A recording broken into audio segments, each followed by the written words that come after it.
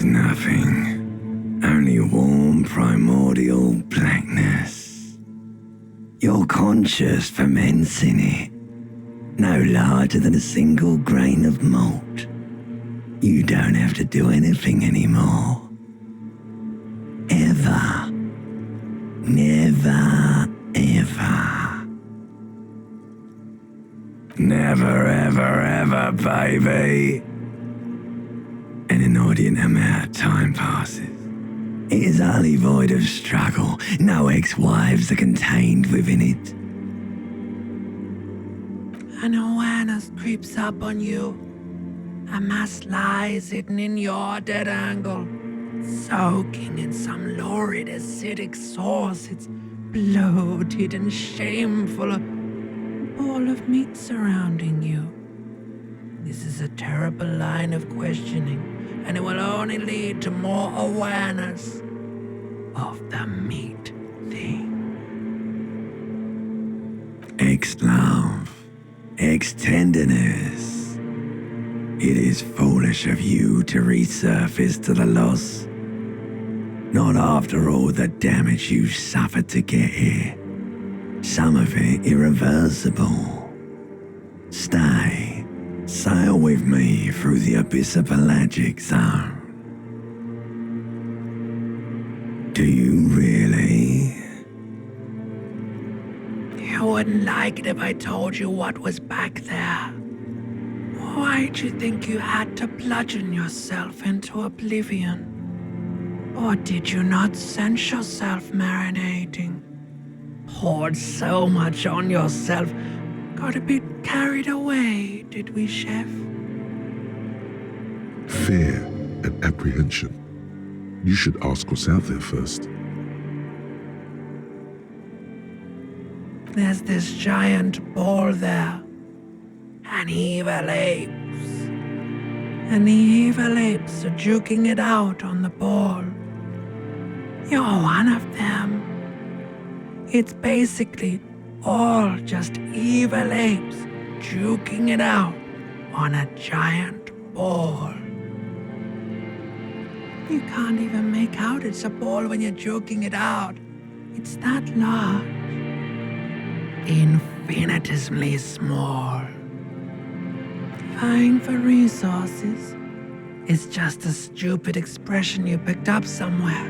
The part of the presentation you want to take home with you is this.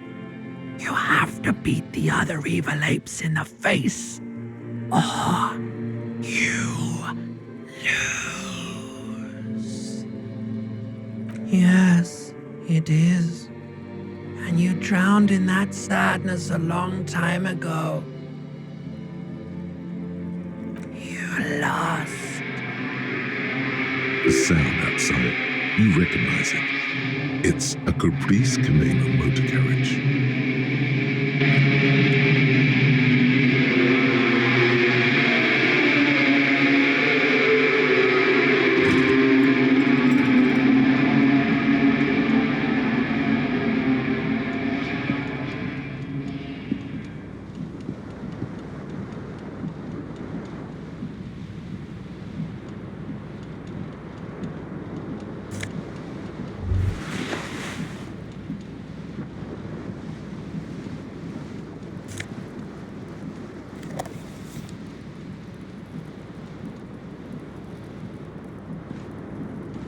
You hear a jingle. Keys are clinking in the pocket of your flare-cut pants. It says, whirling in rags, on the aluminium keyring. There is a single key on the ring. The number 1 is etched on it. It should open the door.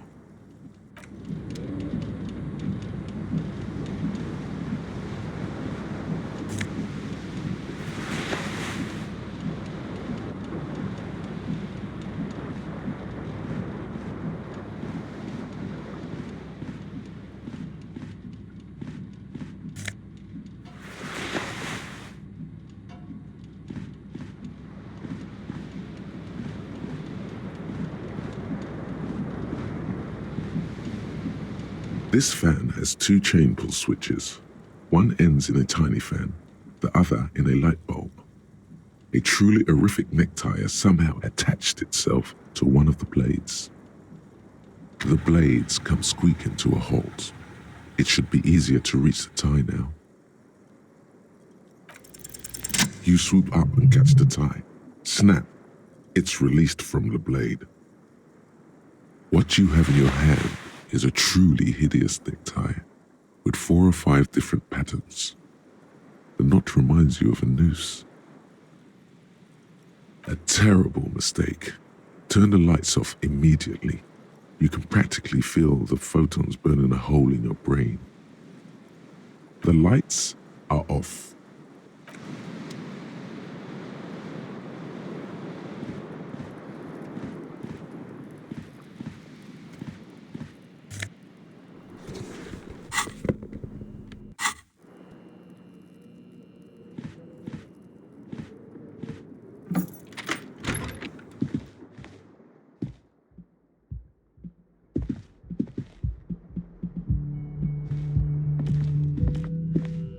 Hello, officer. The young woman raises a cigarette to her lips.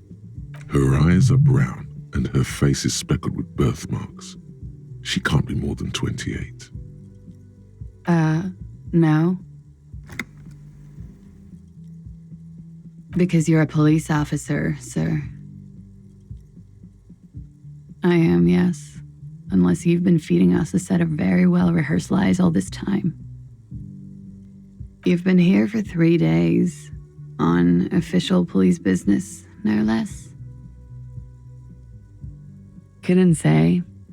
In truth, so far, mostly drinking. Could it be because of the drinking? Don't be so harsh on yourself.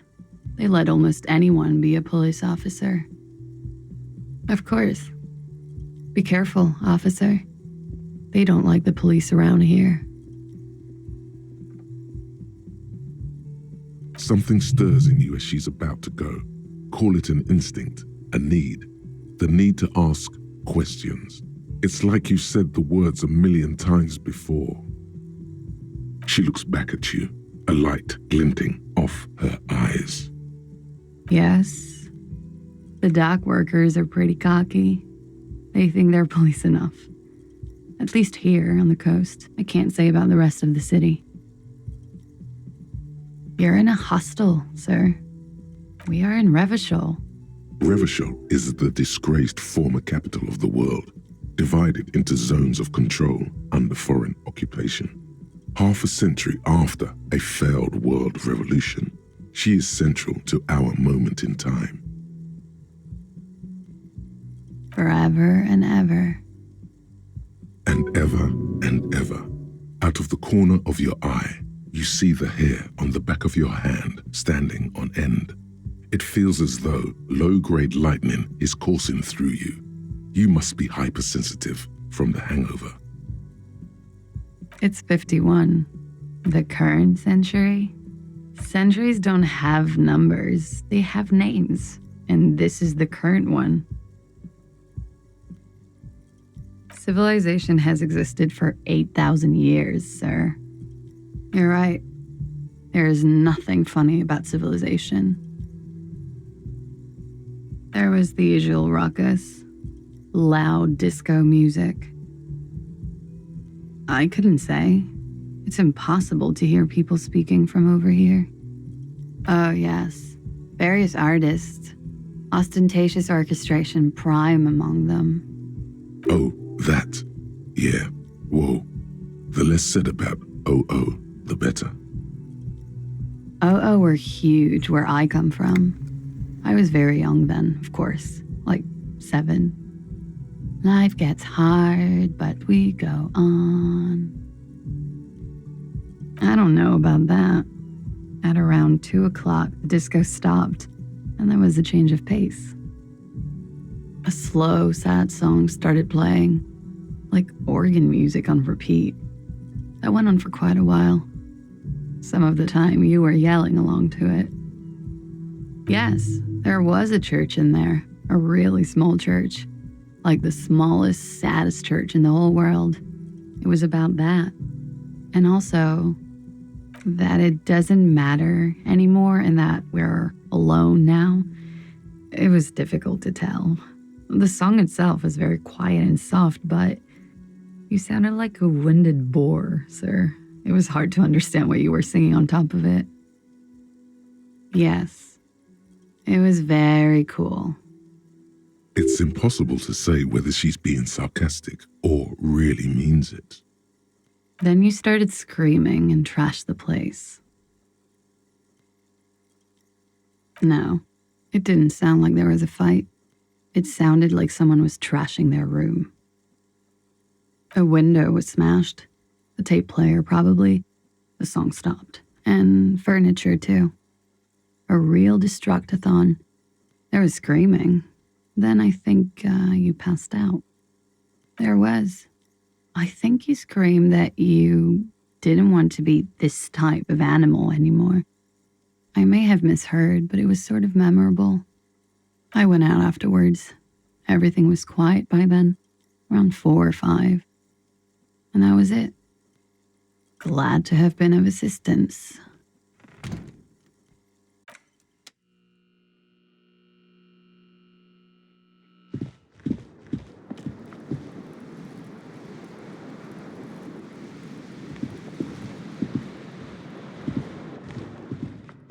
A mirror hangs above a bent and broken sink. In a fierce discharge of masculine energy, someone has ripped half the faucet off. Hot water sprays from the base and steam covers the mirror. You cannot see yourself, just the outline of a man. Suddenly, you realize you have no memory of the face that awaits you there, underneath the soft vapor. Really, all recollection of the person you are, the people in your life, and even the world you're in has drowned in a sea of blood alcohol. This was no mere night of drinking. It was a deluge of world-ending proportions. As you slowly reach your hand towards the surface of the mirror. Abort. You clearly have not thought this through. You won't like what you see there, and you will never unbecome it.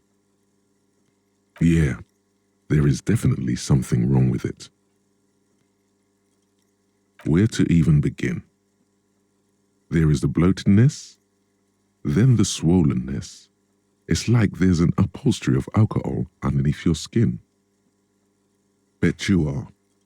Your nose feels like a small balloon in the middle of your face. It hurts when you honk it.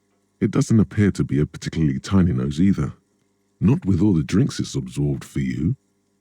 It's not. It's swollen and snail-like, wriggling between your fingers. Behold. You have no idea who this thing is, do you? Too late. You clearly have rigor mortis on your face. Or wait, is that an expression? Are you trying to make an expression with that face? Why? Please stop. It's horrible. You're scaring yourself. Oh my God. You can't stop. It's like it's not even voluntary anymore. You have worn that grin into your face and now it won't come off. What does it even mean? What is the emotion you're trying to convey? There might have been, 10 years ago. It's little more than a cadaverous spasm now. It belongs in the new, the third decade of the current century. Enough time had passed from the failure of the revolution that, for a fleeting moment, free market economy seemed like the ultimate, uncontested way of life for our species. Things were good. It was smooth sailing. People made gold and champagne-tinted interiors and facades to suit the times, calling this the new style. But more importantly, disco happened. Forget about ostentatious orchestrations. For Revachol, your city, that meant only one thing. Guillaume la Million. If it doesn't rhyme, you're not pronouncing it right. Out of the dazzling swirl of disco music, in an open-air boîte de nuit somewhere in Revachol West, Guillaume's blonde mane appeared on the screen. He sang some bullshit. Then he made the expression. Not really. OO must have just stirred your mind.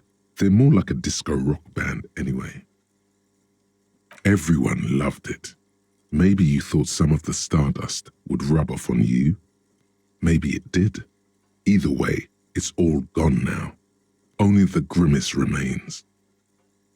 The click is used to spur on a horse. It also features heavily in Guillaume Lemillion's regional mega hit, Don't Worry, Your Pretty Little Head. Sometimes you like to add finger pistols to the mix, because, unlike Guillaume Lemillion, you are a police officer. It's your nifty little way to say, I'm armed and dangerous. There is a vast ocean of time between right now and the expression, looking good on you, or anyone. 2 decades, if the calendar is to be trusted. Humanity has run aground in that time. It's a different world now. The expression is a relic. You have some understanding of the near history of disco, plus the trivia you've picked up along the way. Episodic memory, however, remains in the dark. It may never return. You should prepare yourself for that. It doesn't have to be. You can swoon over Guillaume and his champagne-corked smile whenever you want to. Maybe some of the stardust will return.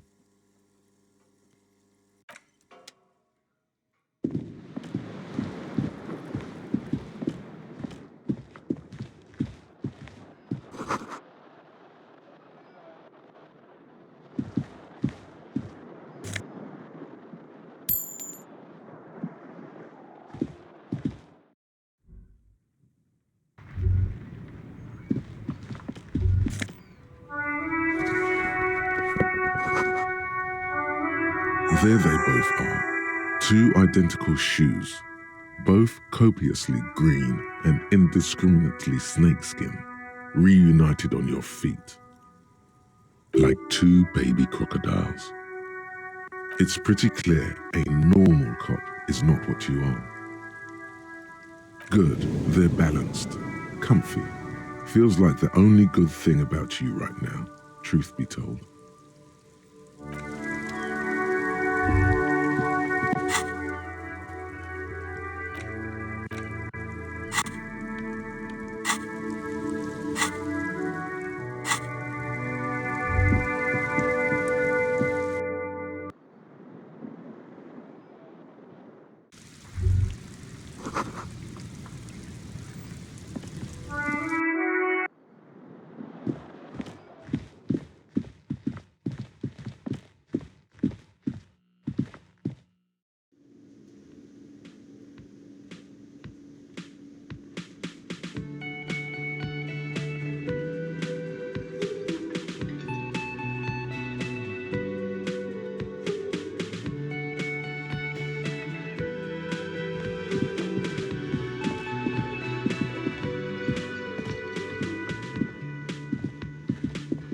A bespectacled man in an orange bomber jacket is tapping his foot on the floor. Looks like he's waiting for someone. You. As you approach, he narrows his eyes and extends his hand in greeting. If an assault were launched on this building right now, if the windows came crashing down and the whole world descended upon you, this man would hurl himself in death's way to save you. You are sure of this. But why? He is your half-brother. Hello, I'm Kim Kitsuragi, Lieutenant, Precinct 57. You must be from the 41st.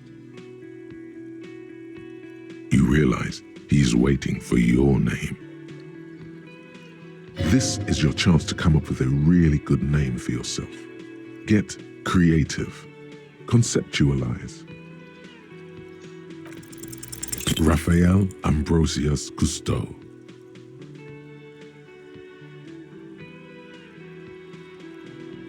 Yes, well. Not for a moment does he believe that's your real name. He casts it aside as an intra-departmental joke, or a peculiarity he doesn't understand.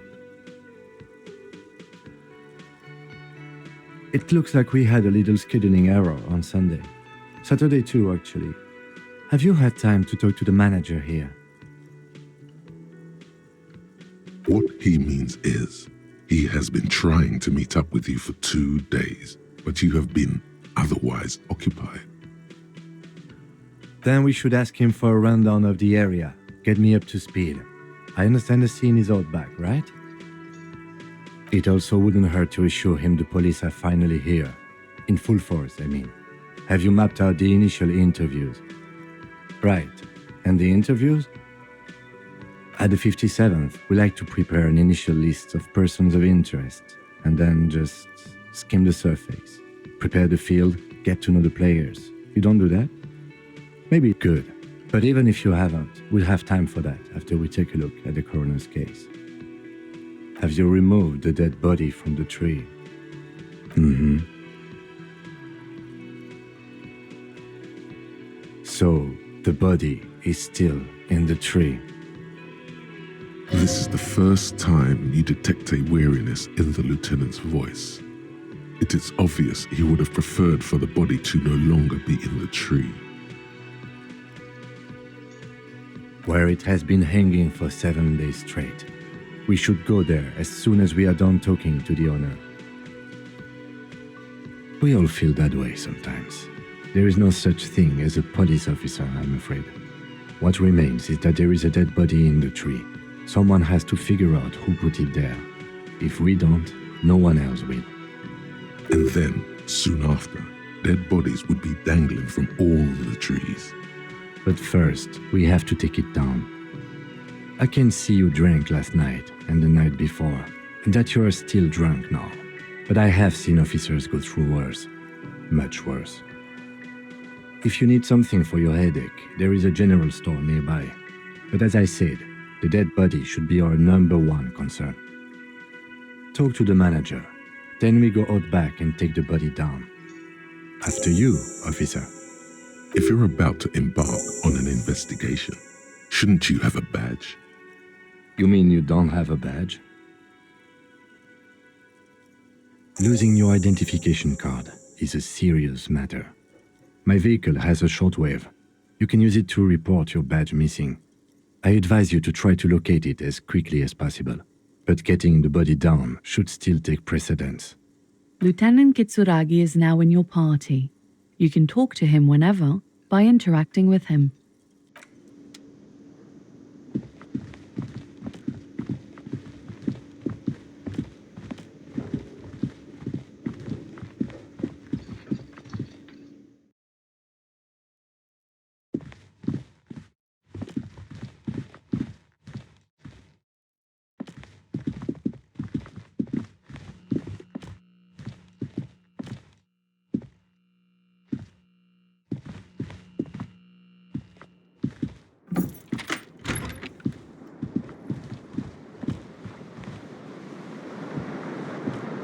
The bed is cold and not particularly inviting, but it's yours.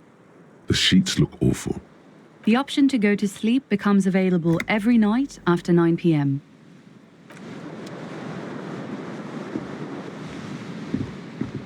The window stands broken in its frame. Cold wind blows in. The shards face outward. Whatever broke this window came from the inside. A fine web of scarring covers the back of your right hand, but none of it is recent. More likely a projectile than a held object. There are no fragments on the floor from pulling a tool back in after impact. It is too large for a bullet, yet too small for a piece of furniture. You're looking for something heavy and larger than your fist.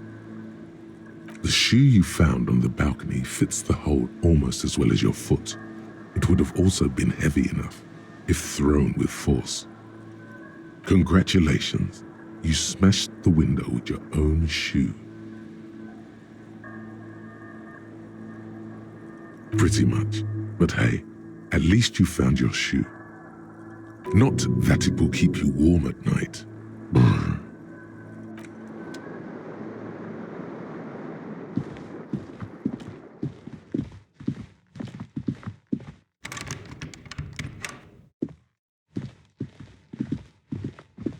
The door is closed.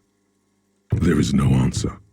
You hear the shower being turned on, somewhere inside. A tremendous loneliness comes over you.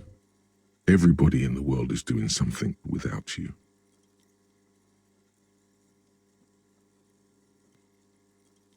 The door is indifferent to your loneliness. The world does not care.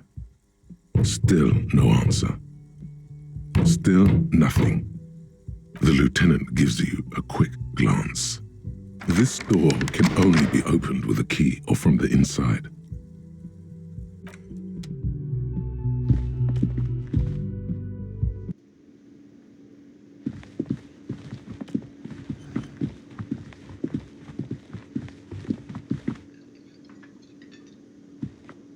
Hello, sweetie. Wait, who's Sweetie? Why, you are, officer. You're a handsome man, officer, with your mustache and your chiseled jaw and that silly dimple on your chin. Take heart, officer. You're still a man in your prime. You must forgive me. I'm getting so scatterbrained. I completely forgot to introduce myself. I'm Lena. My husband Morel and I are staying with our friend Gary just down the street, but I come here for tea when they're away. This Lena is wacky enough for the motley crew. Hire her on the spot. Yes, dear. I'm a paraplegic. A paraplegic is someone with limited or no ability to use the lower half of their body. Paraplegia is caused by spinal cord injuries, like falling from a great height, or a grenade explosion. No, dear. I'm not quite that old, although I was injured in the line of duty. Nothing so glamorous, dear. Though when I was young, I dreamt of planting the Revacholian flag on some figurative peak. I was a training and development manager at a rapidly expanding mail-order shoe company. You'd think it would be a safe job, but I had to be everywhere, and, well, once I happened to be under some faulty scaffolding. I was lucky. This was almost 20 years ago, and I was compensated exceptionally well. One can only dream of such payoffs nowadays. No problem. Yes, officer. You look rather dazed. Like a stunned fox. But surely things can't be that bad. Oh my. You know where we are, right? That's right. And where is the Whirling in Rags cafeteria itself located? Yes, indeed. We are in the fine city of Revachol. Yes, great. See? We're getting somewhere. What else do you know about our city of splendor? Tattered as she may be. The new disco dancing. It seems like a lifetime ago. Much has changed, but it is still the most beautiful city in the world. A rare jewel set in the sand between the pines. Everyone says so, even foreigners. Speaking of history, you know what year it is, yes? That's right, dear. How splendid. Here, take this pen. Knowledge should always be rewarded. Her relief is palpable. She was getting pretty worried about you there, but now she relaxes her shoulders.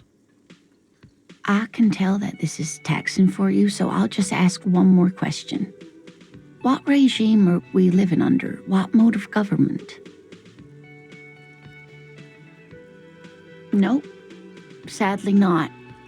Revachol is what's called a zone of control, under an alliance of foreign powers called the Coalition. We have no government of our own, and what democracy we have is market-driven. Meaning, buying is voting. Oh dear. And you were doing so well. There aren't any cops in Rivershall, not in the traditional sense. The status of law enforcement has been a complicated matter since the Revolution. But we should stop for today, sweetie. You look like you need a break. Besides, I'm not the best person to explain the big things to anyone. She's scared now. She's realized you really are brain damaged. A defeat, I'm afraid. The people of this archipelago tried to build something new, something different. The rest of the world didn't like it, so they came and ended it. This was 42 years ago. It has something to do with everything. I really don't know how to explain it better. You were doing quite well up until the end there. It does look like you're having trouble remembering things. History and places. Remembering reality in a word. It's very odd. A sigh. The lieutenant buries his nose in his notebook. But maybe a fresh set of eyes is what the world needs. And while I'm no doctor, such bouts of amnesia are often temporary, so I wouldn't worry too much. Someone more educated in sweeping matters. Maybe you should ask. No, I'm not an encyclopedia. I won't be a guide either. I'm a detective. Of course. Then I don't know. Someone rich, maybe? Wealthy people are educated. Though I don't know where you would find a wealthy person in Martinez. Whatever do you mean? Sequence killers? Oh my. But I think you already have a partner, sweetie. A partner who needs you to help him get a corpse down from a tree. I can assure you with absolute certainty, there are no sequence killings taking place in Martinez. Now, gentlemen, no need to squabble. I wouldn't be of much use to you anyway, sweetie. Thank you, but Martinez isn't the most wheelchair-accessible place, you see. I'd slow you down. Perhaps another time. Of course, dear. Good luck with your case.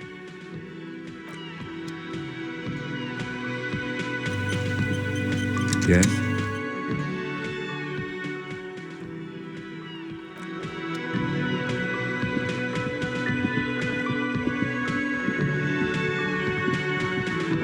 A man in his late 20s with a thin, unimpressive beard notices you approaching. He drops the ledger he was holding and turns to the lieutenant. Mr. Gart, right? You run this place. Yes. I am Kim Kitsuragi from Precinct 57. This is an inter-district investigation, so joining me from Precinct 41? Right. Now, I know it took us a while to arrive at the scene. It also took you a while to call us and report the dead body. It was you who placed the call, yes? No, I only just got here. It was probably Sylvie who called you. She usually works the bar here. I'm only temporarily taking over her duties. Do you have her number? As a matter of fact, I do. You said you just got here. From where? Are you a local? What, of Martinez? No, I live in Jamrock. I only sometimes come here to keep an eye on the place. This is just one of the many cafeterias I manage. But you still know your way around, yes? In case we need directions. Yes, I know where some things are, but as I said, I don't live here. I just used to work here. And I'm not going to start working here again, if that's what you think. I didn't imply that. Detective.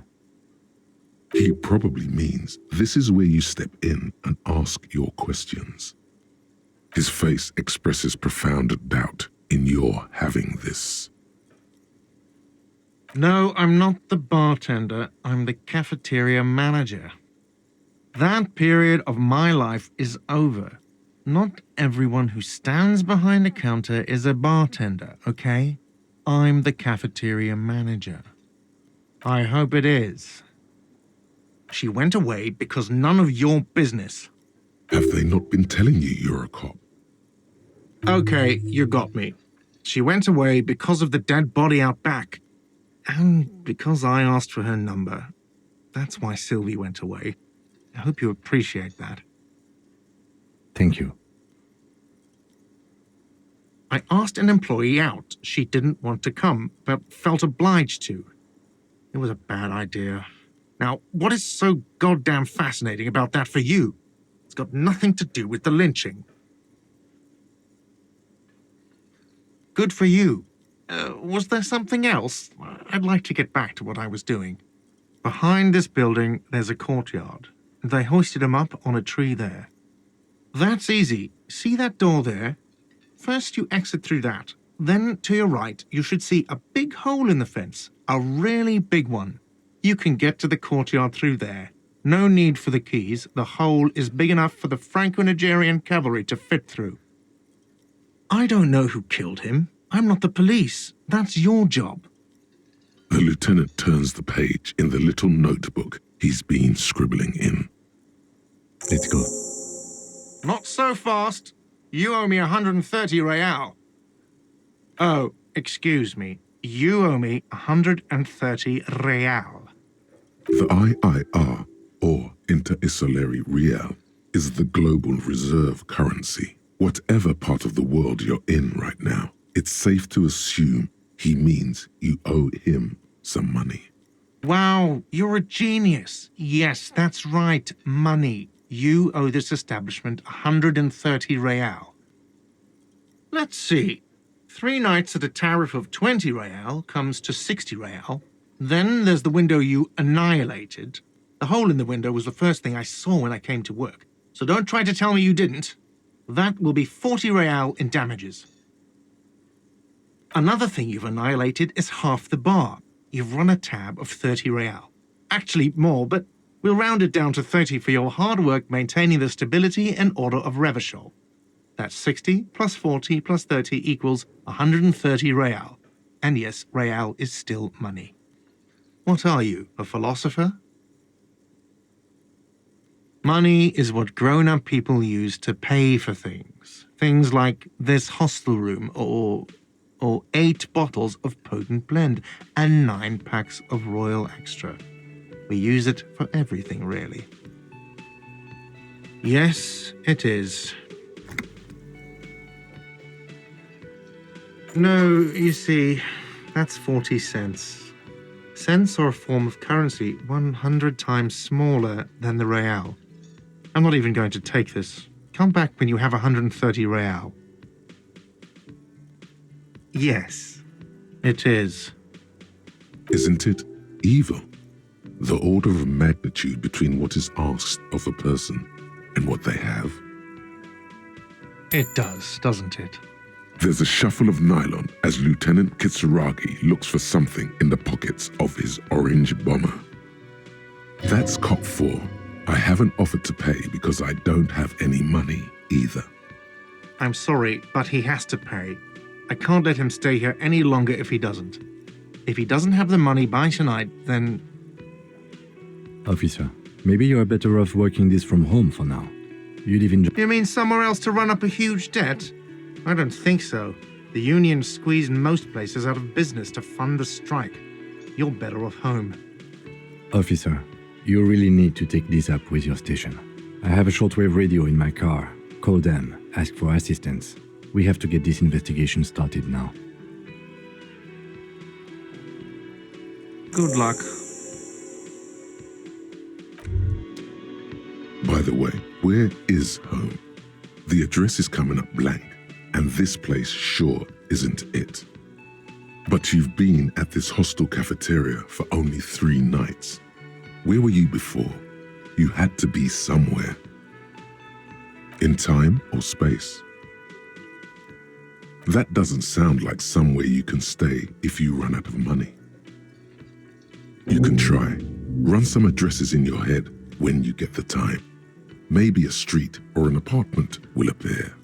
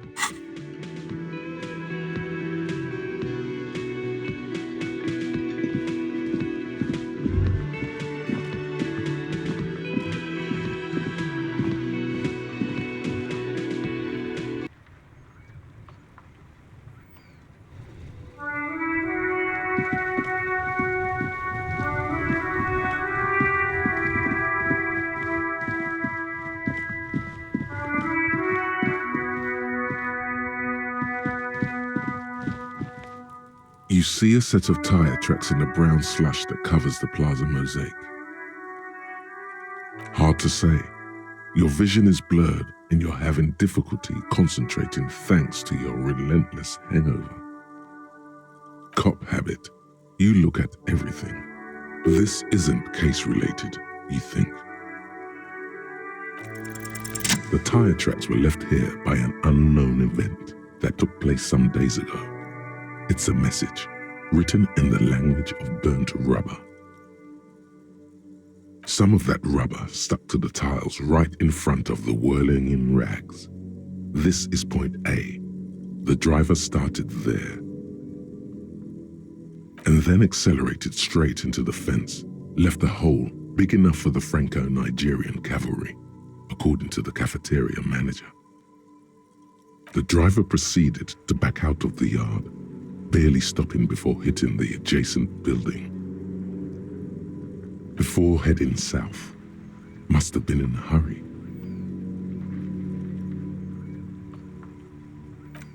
You are correct. This is a rather motor carriage-friendly city. Somehow that makes you feel scared. You don't know why. I'm not sure. There are plenty of traffic accidents waiting to happen in Martinez. With the jam right here on the roundabout, I would keep them separate.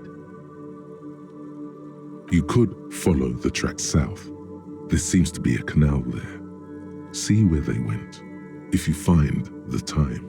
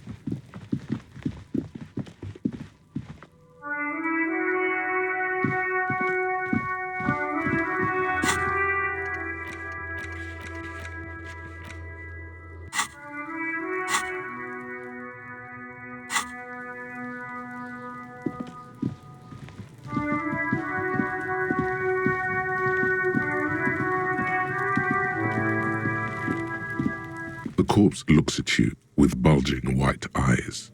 The face around them does not look human. It's swollen and ready to burst. His lips are fish-like and his tongue like a ball gag in his mouth. You seem to be holding your breath.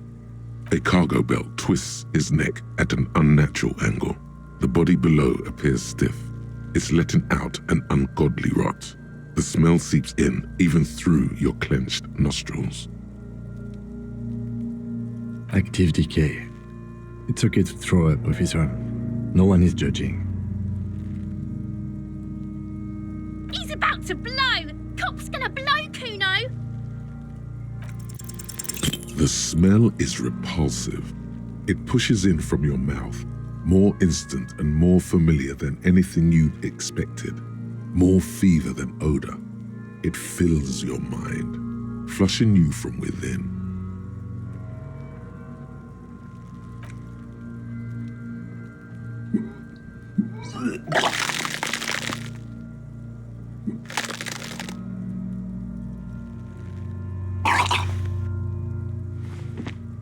You feel a great force ringing from your stomach.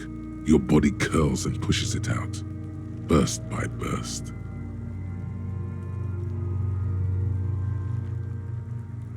Until a pool of vomit lies under your feet and your throat stings from the stomach acid. It's okay.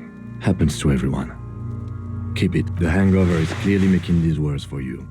You could use some ammonia to clear your head. If you can handle the headache, some officers use it to deal with cadaverine odor. I can't handle the headache. It's more likely he can handle the smell, unlike you.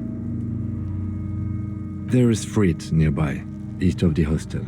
They usually have a small apothecary. If they don't...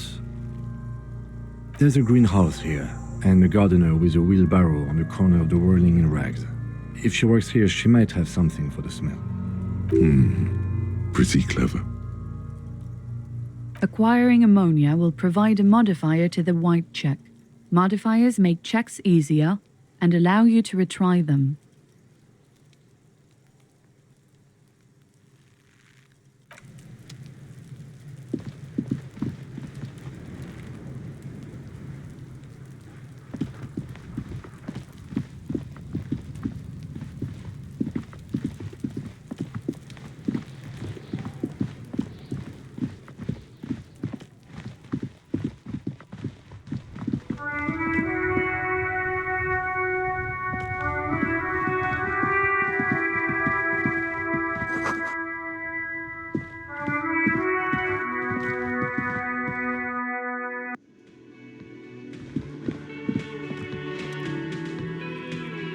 On the counter, rolled out of his open hand, you see a blister pack of headache medicine.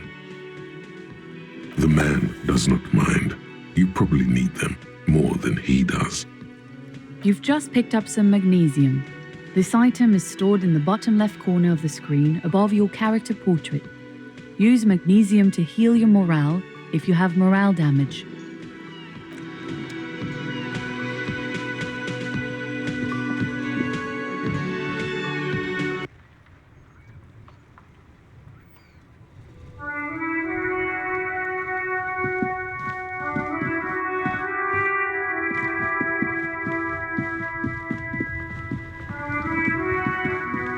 The RCM in Martinez. What can I help you with? We don't see a lot of police around here, that's all. Of course. What can I help you with? Sure, I'm done with it. Go easy on that stuff. It gave me a terrible headache. Of course. Where to? What do you mean? Yes, sir. District of Martinez. This intersection is called Roundabout North. He knows where we are. He just wants directions. No problem. Of course. I won't hold you back. Her gloves. You get the feeling that you need them. You have a dead body to deal with after all. Sure, keep them. I have another pair.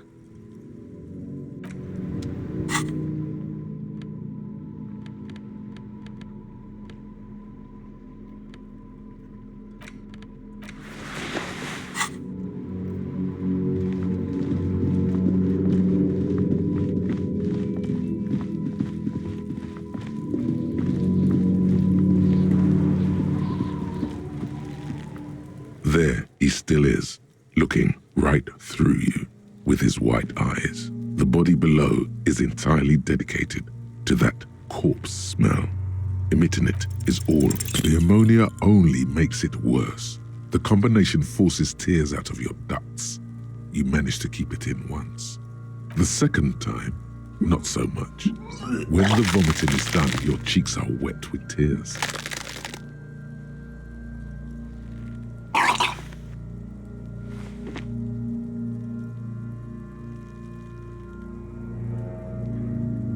Nor does the wind right now.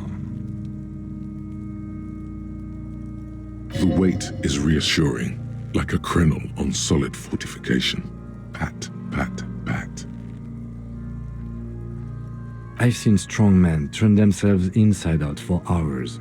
You are facing tough odds here. Alcohol withdrawal makes it considerably harder.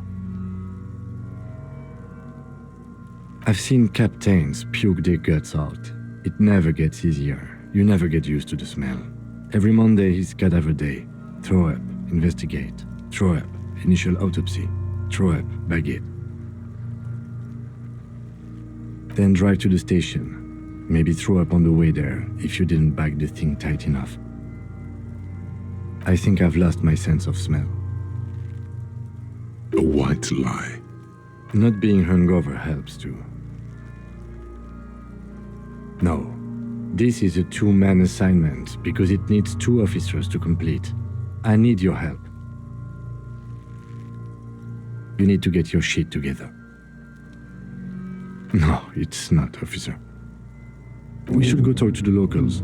Find something else to do while the wind changes. It's pretty bad right now. You've gained a thought. When this dialogue is over, go to your thought cabinet and internalize it for special bonuses and effects. Give it half an hour. Get yourself together. Then come back and have another go.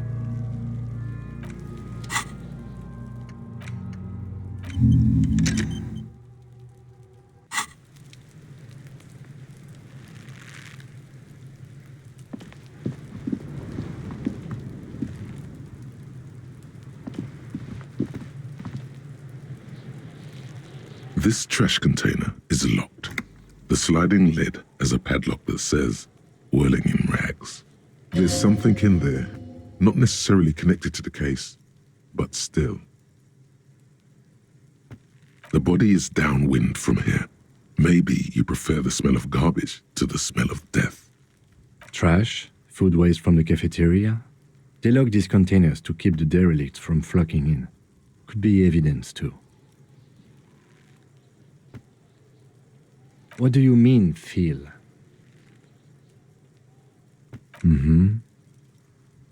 We could try using a pry bar.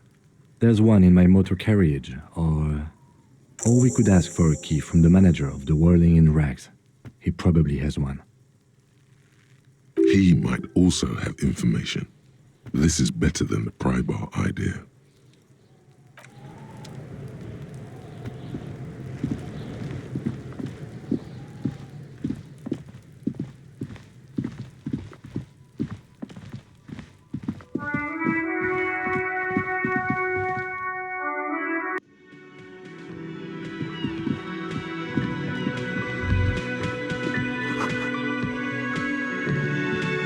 Can I help you? Mine? No, it belongs to the Whirling in Rags. Thank you for clearing that up. Why do you keep the container locked? Why? To keep the hobos and drunks out. That's why. And the neighbors too. They put their trash there and they don't pay for the garbage company. I thought as much.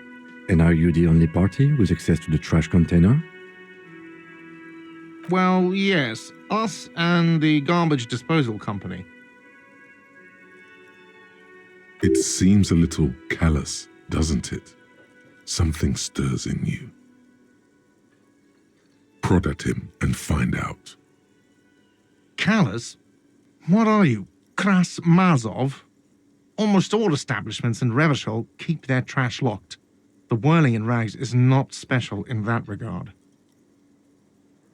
Krasmazov, nom de guerre, was an economist and a historical materialist.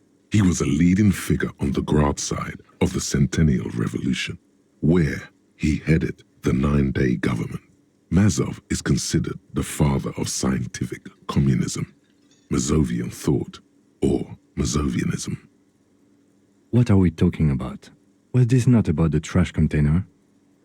We should return to the case of your mistaken identity at a later time, officer. This was about the trash container. What for, Mazov? Are you planning to nationalize my trash container? It concerns the case. Please cooperate. Just bring them back once you're done, please.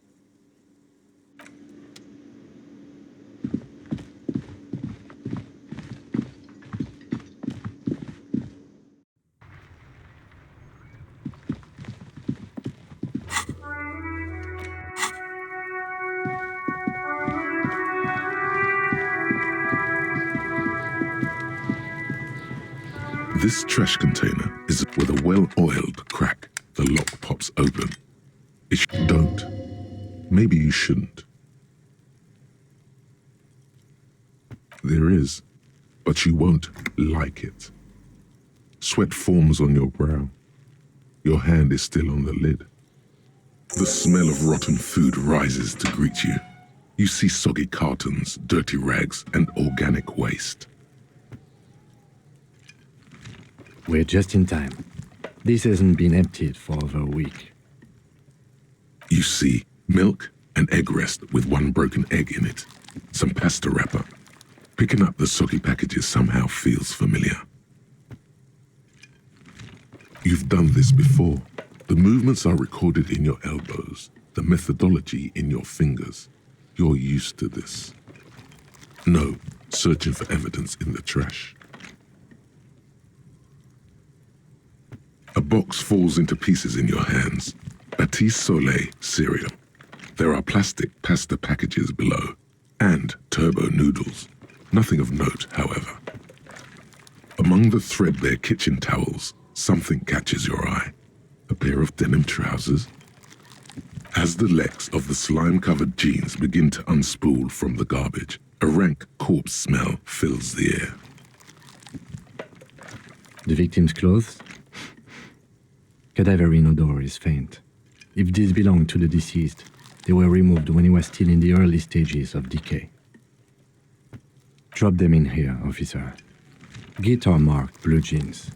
Pockets empty or emptied. He wore them with a belt, too, a white belt. The loops appear stretched, but the belt is missing. That's it. Do you see anything else in there? I have another bag here. Something slimy catches your eye. A drab, long-sleeved shirt, olive-colored, appears from the food waste, dripping with pus. This is a military-type overgarment. No label or serial number. This is the kind of rib-knit shirt that's worn over light armor to conceal it in an urban scenario. Anything more? The rest of the rags are just kitchen variety waste. A yellow old mug that catches your eye. But other than that... All right. We should go to Gart again and ask if he knows who put the clothes in the trash. It could be as simple as someone from the hostel cleaning the yard. Or that one. I'd advise against confronting that force. Not really. All we know is the victim's clothes are in the trash, the lid was locked, and his establishment had the key. It's just a small loose thread. The fuck's he on about, kids? You hear that, Kuno? He thinks you're an infant or something. See? The lieutenant nods, then looks back into the trash container. You pick out a broken mug with an oddly racist depiction of the yellow man frolicking in saffron. Only in its social sensibility. You've acquired an interactable item. Investigate this item further by going to the Interact tab in your inventory. It's just organic waste, cold and slimy on your hands. Apple and potato peels, mostly. Unidentified sludge, and the occasional chicken bone thrown in for good measure. But hey, nothing. It's nothing. Nothing more to see here. What's this? A blue piece of plastic sticks out from the apple peels. It's shiny. Looks like the corner of something. Something larger. A clipboard. A blue plastic clipboard with moist papers hanging from it. They look badly damaged, but you can still make out forms and notes, written in a man's handwriting. Officer, is that your paperwork? It is. Look, the plastic has the RCM street grid on it. You've even got an autopsy form in there. If you don't mind me asking, how did this get in the trash? Boring. Try dangerous. You should do a thorough inventory of that. Be sure some has not fallen into the hands of the RCM's enemies, organized crime or worse. Official notes sometimes contain informants' names, even undercover operatives.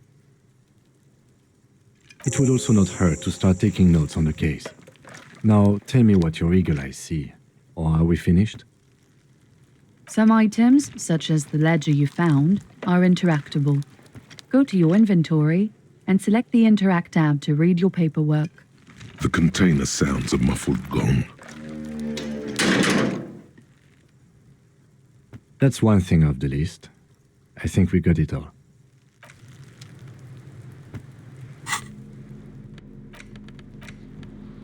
It's just a racist mug.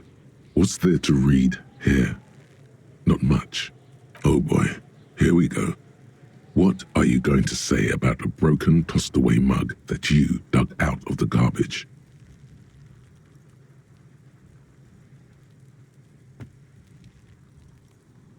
But it was in the trash. Why not just call it out when you see it? Or do some volunteering work? Just finish your case, detective.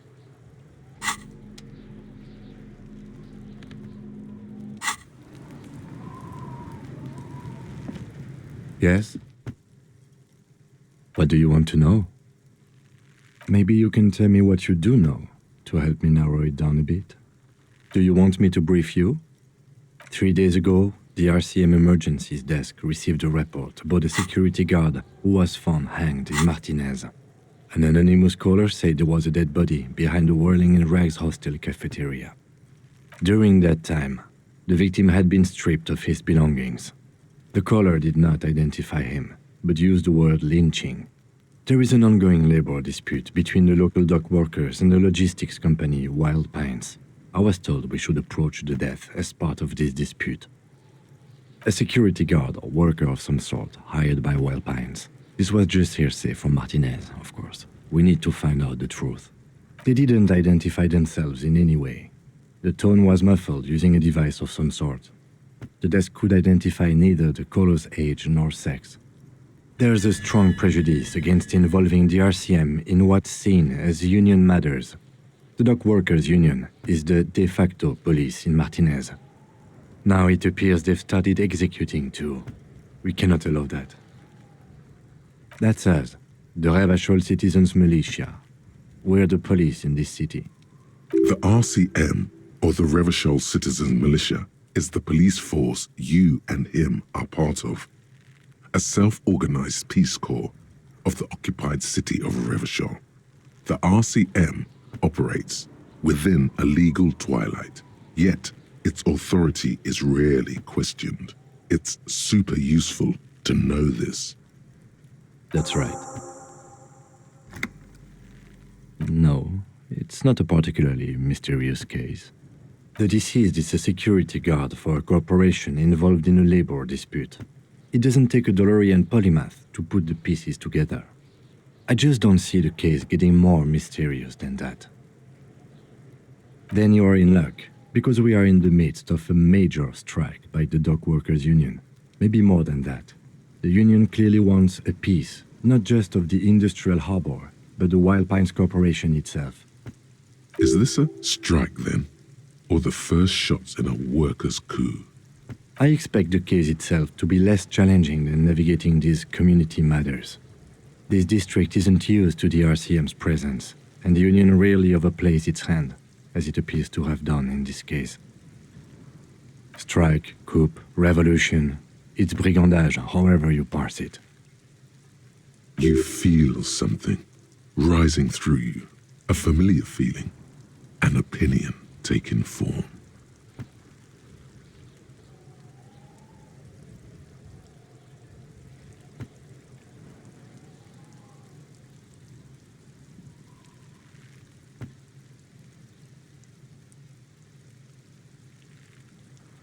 When I said we have to navigate community matters, I did not mean we have any say in them.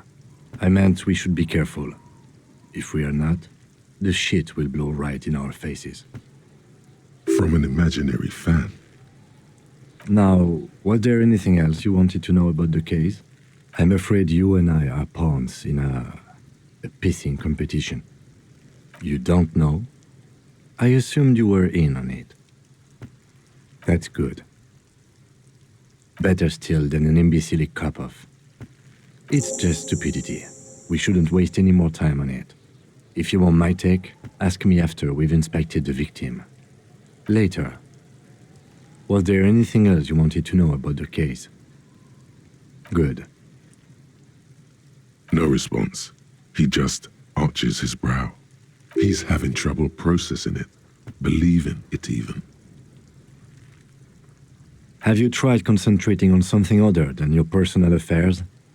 There is a sudden, harsh edge to his voice, like he's tired of hearing about your personal affairs. Try work, the case at hand. It can work miracles. Fine. We should get through this day first. Off hours begin at 9 p.m. If you're still having trouble then, I can give you an orientation. Not a fan. It's just the nature of lieutenancy. The RCM deploys a self-styled structure called the décomptage as its chain of command. Every lieutenant is responsible for 2 sergeants and 8 officers. That means the average lieutenant has to deal with quite a few personal affairs. Even you know this. Really? You look fine to me. This psychodrama is unbecoming of an officer. Clearly, he prefers to think you're malingering. He cannot fathom that anyone could drink so much as to retroactively erase their entire life. Then you should consider seeking medical attention. You can use the radio in my kinema to call your station's Lazareth. Was there anything else you wanted? Me? I don't see how my life is pertinent to the investigation. That's a fair point. All right, that's correct. You feel a slight urge to put the lieutenant down for this, but you can't quite muster enough testosterone. Are they? They are mostly just cumbersome. You could use a good, normal peer yourself. That's because I'm half Seolite, or quarter. My father's father was from Seoul. So was my grandmother, but from my mother's side. It's not an interesting topic. It's a part of the world, officer. A geopolitical entity and a geographic division. I told you it wouldn't be interesting. Seoul is a protectionist, isolationist, pan-Isolari state west of the Insulindian Isola. Actually, it's quite interesting. Some would even say mysterious. You're barking up the wrong tree. I don't speak a word of Seolite. I've never met either one of my grandparents, and I've never been to Seoul. I'm a regular Rêvacholière. No. Your brain sends the signal to your lips, but they refuse the order. Something is paralyzing them. You're pretty sure it has something to do with the lieutenant's eyebrow. It's like you're locked down. Something the matter, detective? What's going on? It's like you're a puppet in his hands. The lieutenant relaxes his eyebrow, and you seem to regain control of yourself. What do you mean? I have no idea what you're talking about. The lieutenant's conceptualization skills must be rather rudimentary. The lieutenant is a police officer of the old school. His concerns are material and extrinsic. But this isn't an old school case. What? Think? I do most of my work inside my notebook. The lieutenant produces his small blue notebook and idly thumbs through a few pages. We all have our different mediums. His is written. Good. Let's change the subject. Excuse me? Detective, if I may be frank, you seem to be in a deranged state. You have trouble remembering things. You've misplaced your badge. I cannot let you act in the name of the RCM without supervision until you've regained control of your faculties. Some you time? This is a police investigation, not a journey of self-discovery. You'll still have your evenings to yourself. Please do. We wouldn't want your regiment to spill over into the investigation. The lieutenant is pretty sure self-care is just a euphemism for nihilistic binge drinking.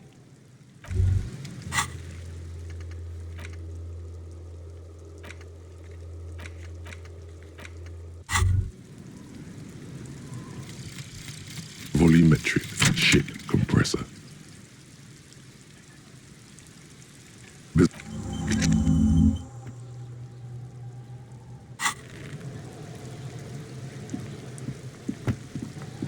There he still is, looking right through you with his white eyes. The body below is entirely dedicated to that corpse smell. Emitting it is all ha ha ha. Again, the corpse laughs at you, pus dripping from its mouth. You will never be able to hold it in. It's always too much. Every time it happens, it gets worse and worse. There's nothing more to throw up now. All that's left is crying and convulsing dryly at the same time. I'm at a loss as well. I could swear your shit was together, detective. Sometimes even that is not enough. Life is unfair. Officer, you just need to be stronger. Learn to keep it in long enough for us to work. There's nothing else to do. You can open this white check again by going to your character sheet and spending a skill point to upgrade your endurance. Gain new skill points by exploring and completing side tasks. Relax. It's okay if you don't make it today. The bloated corpse isn't going anywhere.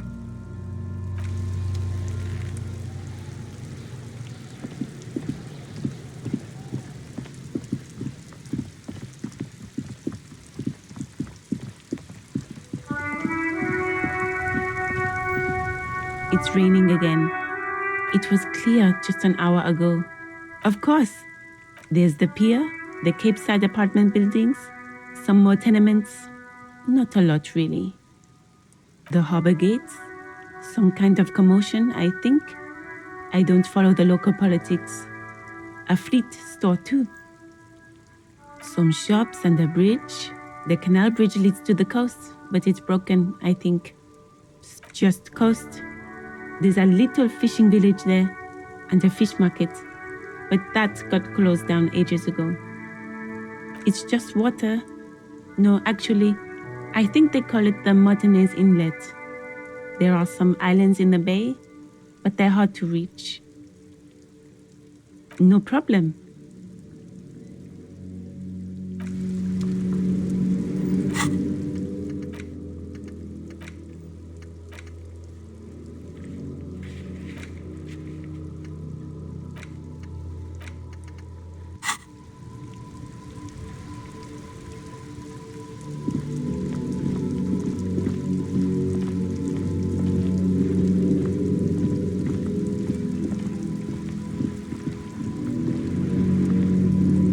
Before you stands a motor carriage.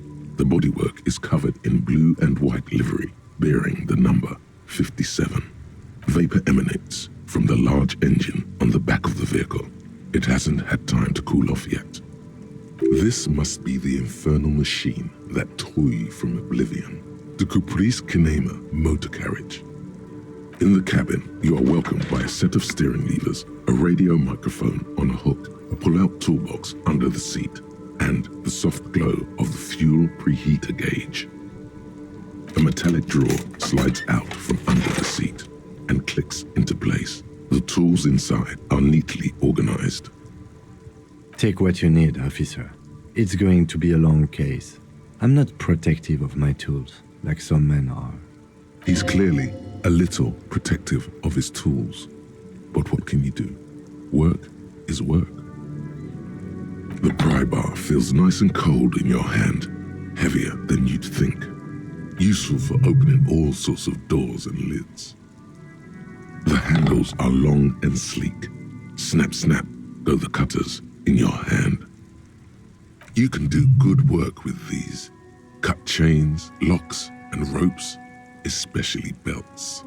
It's robust, weatherproof, and well-made. Police issue, blue. Lets you see things in the dark you would otherwise miss. The pull-out toolbox slides back into its nest. Preheater gauge casts a warm glow on the steering levers and the radio on its hook. As you tap on the gauge, the indicator pin jerks as if startled. It's in the large orange sector, indicating the engine is warm. Next to the gauge is a red switch labeled heat. There's no use pressing the heat button. It won't start without the ignition key. Translation. We're not going anywhere right now. Alternative translation. Don't even think you can drive my MC. The white suede feels luxurious under the touch, and the metal clutch handle so very familiar in your palm. The frequency tableau lights up, and the green button labeled Prime Line glows like a feline eye. And then you hear something. The soft purr of electrical kittens, radio waves cast far and wide over the metropolis. A woman's voice greets you through the static. This is Precinct 57. Hello, Lieutenant. How may I assist you? Hello, Alice. Please assist our colleague from the 41st Precinct here. I'm putting him on. Operating the radio is easy. Just be confident. You've probably done it 1,000 times. This is Officer Alice Demetri, Precinct 57. How may I assist you? Under the green prime line, a yellow saved button catches your eye. You wonder what the lieutenant's default radio station is. It will take just a moment, officer. Her voices fade out into the familiar radio static.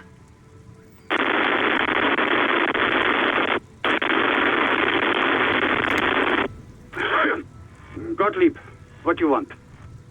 He's carelessly chewing on a piece of hard candy. Oh, it's you. Yes, there's no end to the misfortunes fate has seen fit to rain upon me. Who, you are? You lost your human visage a while back. Now let's get on with it. I've got more important things to do. And you survived it. Congratulations. Are you mobile? Even better. Anything else? I wouldn't worry about that. Officers your age have coronary trouble all the time. Also, death is a natural part of life. With all the damage you've been dealing yourself with drugs and alcohol, I'm not surprised. What else? I'm not a brain doctor. Look on the bright side. You've got a whole new life now. Use it wisely.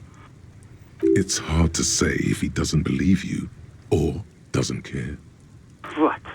You want me to do blood work for you again? Tell you just how bad things really are across the board? You want another rundown of everything collapsing inside your body? You want the real, honest-to-God truth? Stop drinking, eat magnesium and vitamin D. Our station is not our retirement home. We don't have the funds to deal with rock stars past their prime. And no, I don't want to hear a political commentary on the topic. In fact, I got work to do. Some idiot has glued his eyelids shut with cyanoacrylate. It looks like Mactorson. It's not fucking cryoacrylate. It's super glue, Doc. Cyanoacrylate is superglue. Mm-hmm. Anything else I can help you with, officer?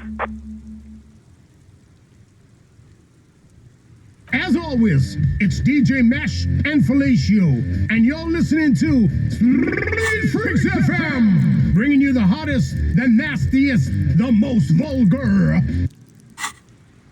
Right away, the lieutenant reaches into the cabin and turns off the radio. Someone must have been messing with the radio, or maybe picked up a random frequency. You wanted a prime line, right? Oh, is that what it was called? Nothing to get into, really. But sure, let's focus on the important things. This is Precinct 57. Can I connect you to someone? Just a second, officer. 10-2, 10-5. This is 41st. Come in. Over. A scrawny old man sits in a dusty cubicle, smoking, with a large white rectangle sewn on his vest. In front of him is a box-shaped apparatus with an array of wires and antennas. The radio switchboard. The man uses relay code. You got this. You're a cop, and cops know relay code. 10-4, message received. 10-5, relay message. What's your status? Over. 10-18, state your message, sir. 10-9, over. 10-4, message received. This is a very serious situation. I need to 10-22 the captain. Over. Is it him? What does he want? Says he lost his badge and needs to report it. He what? He lost his badge? This is Communication Officer Jules Pidieux, sir. Over. You mean your partner? Over. What is he saying? He's asking who you are. I'm his goddamn partner. It's your partner, Satellite Officer Wittmar, sir. Over. Did he lose his memory along with his fucking badge? Who lost his badge? Dick fucking Mullen. Who do you think? It's Officer Dick Mullen from the bestseller Dick Mullen and the Lost Identity. Dick Mullen is not your name. It's the name of a fictional detective who would not lose his badge. Defend yourself. Immediately. They're laughing at you. He's asking you to stop, says this is serious. Of course it's serious. He lost his fucking badge. Satellite Officer Wittmar concurs, losing your badge is serious. Over. 10-4, I hear you, officer. I'm just going to make a note here that you are in pursuit of your misplaced badge. Over. Fuck me. Mac, come here. You've got to hear this. Dick Mullen lost his badge. What's going on? Super Cop here lost his badge. He lost his what now? His badge. He lost his goddamn fucking badge. Lost a badge. He asks you to please stop saying he lost his badge. Why? Did he find it? Sergeant Orson was wondering if you found your badge yet. Over. You don't have a comeback. Sorry. It's hard to think like this. He's not replying. Looks like he's still looking for it. 10-9, come again. I didn't get that. Over. New heights even for Captain Sober. Ask him. Ask him if he's lost his gun, too. Sergeant Orson wants to know if you lost your gun too. Over. Check your pockets. Check your... Holy fuck. You don't know where it is, do you? No. It's gone. It's not fucking on you. 10-9, come in, officer. Did you get my question? We were wondering about your gun. Over. Lying? Over the phone? It's easy. Just say it like it's the truth. And then it becomes it. He says he didn't. Thank God for that. That would have been a nightmare. I don't even want to imagine the poor prick who has to relay that kind of news to the captain. Losing his badge is bad enough. Tell him to find it, and fast. We can't have some gangbanger running around with it. We're all glad to hear you've not lost your gun, officer. You need further assistance? Over. 10-4, I hear you. I don't have the authority to grant your request, but... What does he want now? He's asking for money. Is he fucking kidding? I don't think he is. Don't give that asshole anything. He's just gonna drink it all. All right, that's a negative on the additional funds, sir. Over. He says it's important to the case. He isn't getting a red cent. You can tell him that. Request denied, sir. Over. He says he's in trouble, doesn't have a place to sleep. Well, I guess he'd better crack the case before sundown then. Wittmar said... He said, it's okay, you can do it, sir. Over. What is he saying? Did you want anything else, sir? Many of your colleagues are also here. Over. He's trying to keep you from further embarrassing yourself in front of your colleagues. What? I thought you had your shit together. This is nearing a complete meltdown. Stop it. Let us address them now, sir. Over.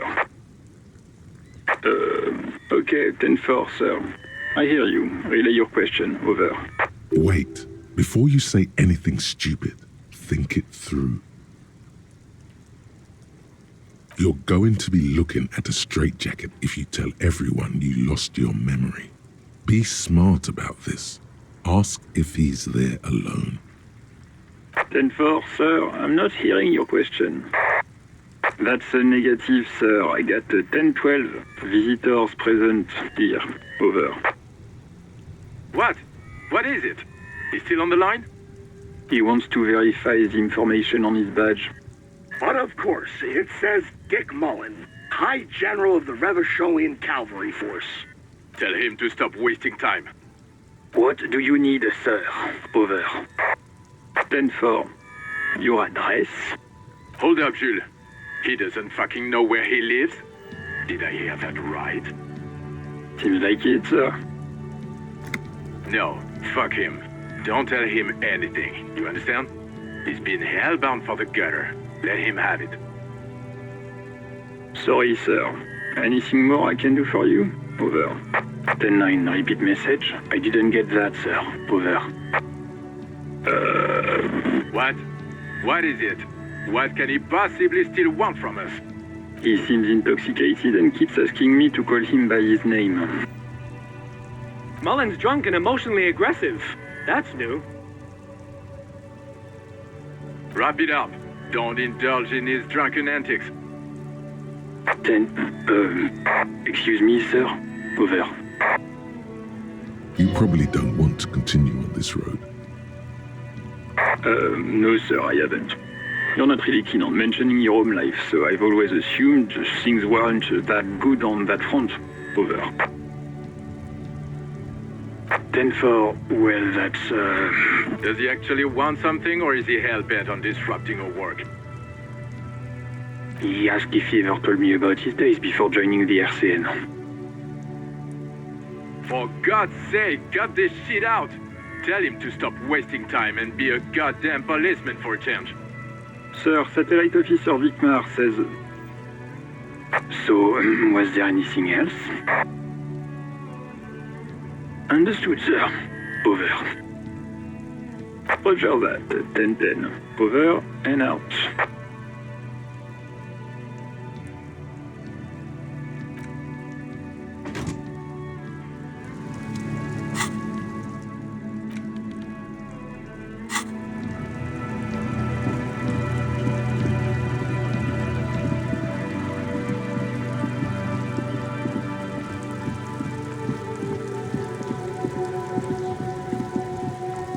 There he still is, looking right through you with his white eyes. Ha ha ha! Again, the corpse laughs at you, pus dripping from its mouth. You will never be able to hold it in. It's all. Every time it happens, it gets worse and worse. There's nothing more to throw up now. All that's left is crying and convulsing dryly at the same time. The lieutenant is clearly at a loss. Officer, you just need to be stronger. Learn to keep it in long enough for us to work. There's nothing else to do. You can open this white check again by going to your character sheet and... Relax. It's okay if you don't make it today. The bloated corpse isn't going anywhere.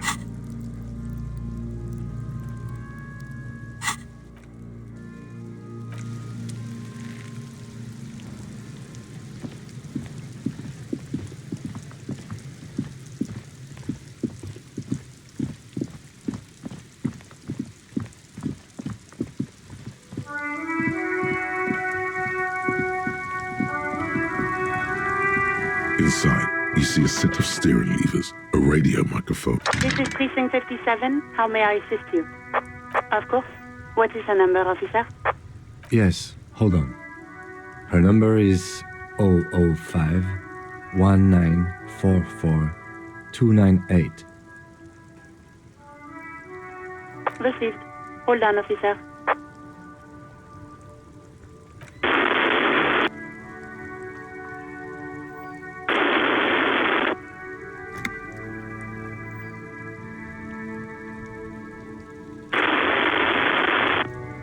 Lieutenant Kitsuragi slowly begins to tap a little rhythm with his right foot. Quite a lot of time has passed.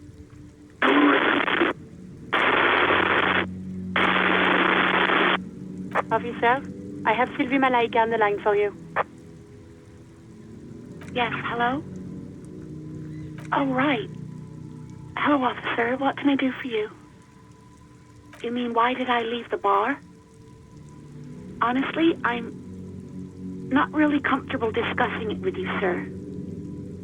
Why not? Let's just say I left because I needed to get away from someone. What? No, why would you even think that? Please, don't bring Gar into this. It's none of your business. I already said I don't want to talk about this. You're messing everything up again.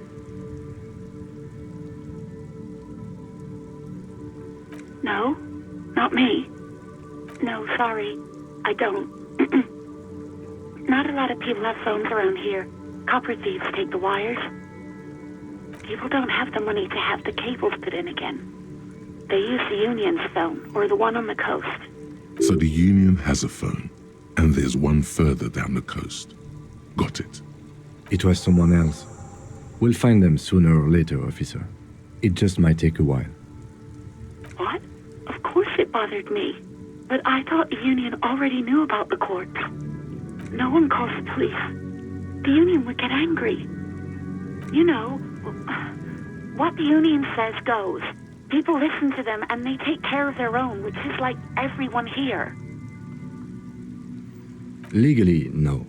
In reality, yes. Martinez is de facto policed by the dock workers' union. Words are not necessary to feel the lieutenant's discontent for the situation.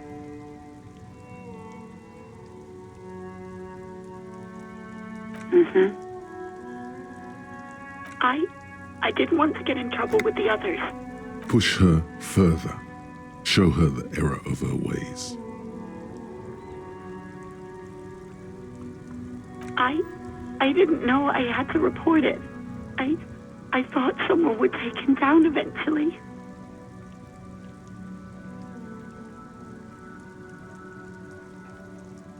Yes, I know. It's just... Was there anything else? Yeah, go on. No, I don't know. It wasn't me. I haven't been out there since. I was terrified of the stench and the corpse. Well, you tried to jam it down the toilet, sir, clogging it completely. After I had unclogged the toilet and retrieved the paperwork, I threw it out in the trash, thinking you didn't need it. I am sorry about that.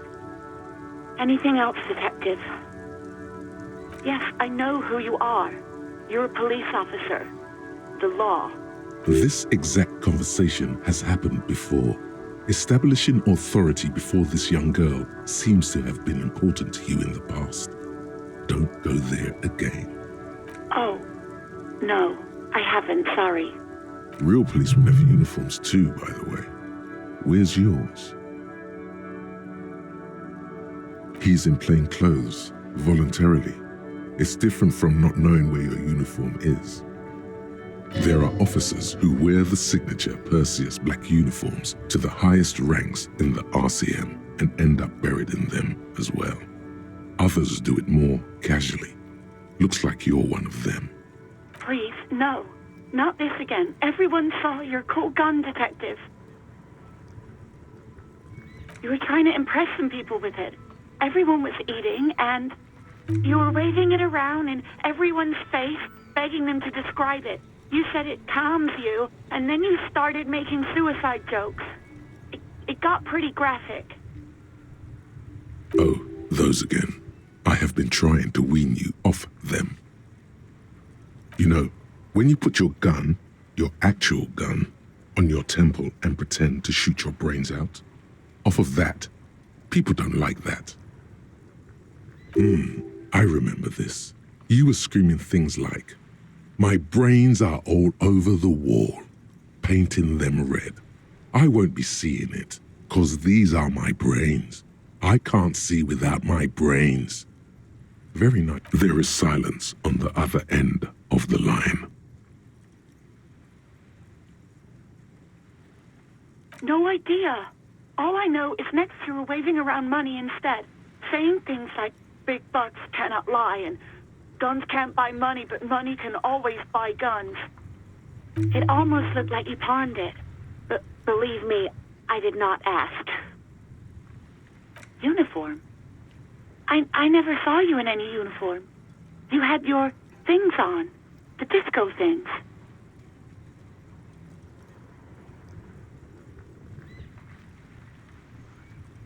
I do hope so. Please, don't call me again. Bye.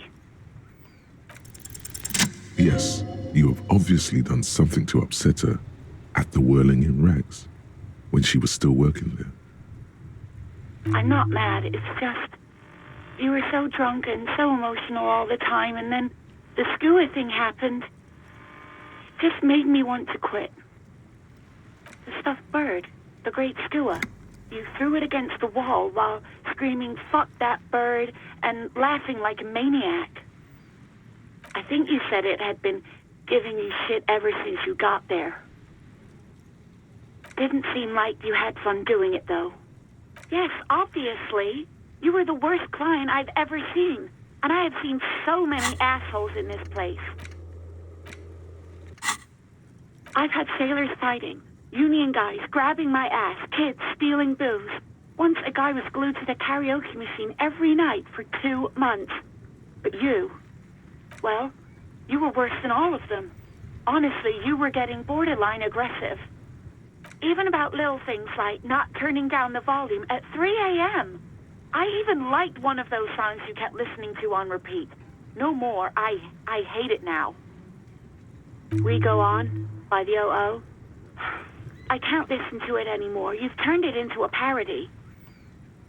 To hell with that song. Then there was your room. Your project. An experiment to see how bad it can get in there. I tried to send the cleaner, but you wouldn't let me. Threatened to make me understand. I had no idea what you meant, and I don't want to know.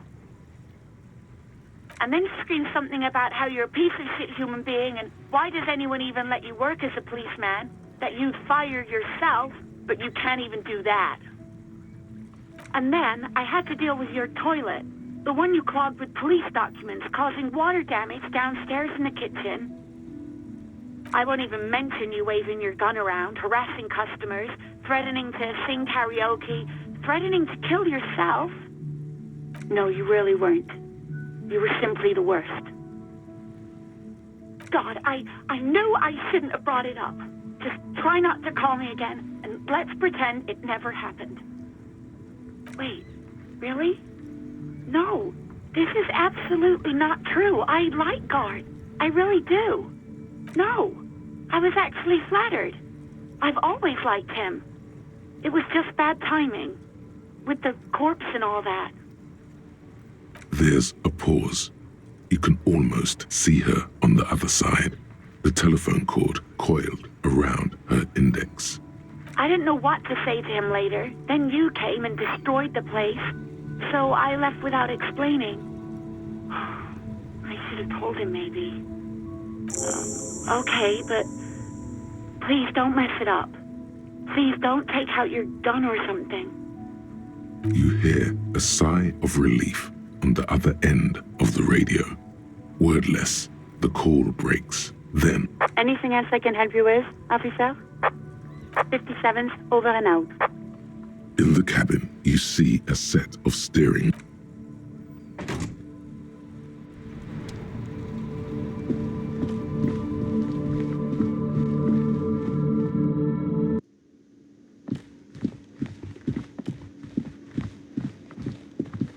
Can I help you? Thanks. I hope you found what you were looking for. How strange. I certainly didn't put them there. I think fugue states are more your forte, officer. Sylvie had the keys before I got here, and I can vouch for her. I can vouch for all my stuff. None of us would tamper with the crime scene. The trash collection service, CS Municipal. I don't see why they would put anything in the trash, though. Ah, the elusive CS Municipal. I doubt we'll be able to track down who was sent here last and when. This will have to be one of those little threats that solves itself down the road. Thank you anyway. Yes? Wait, what? But what about the bird? Yes, the bird. I found it lying on the floor with a broken wing the morning she left. You broke the skewer! I assure you it was him. Why on earth did you have to break the skewer? I can't believe it. I was so sure it was Sylvie. Even worse, I thought she was trying to send me a message. Symbol of hope and all. A tender type of hope. Something stirs in you. Perhaps this is why you broke it. All right. Did she say anything else? About me, you know? Did she say anything about me? Really? I should give her a call then. Thanks, I guess. Was there anything else you wanted, or...?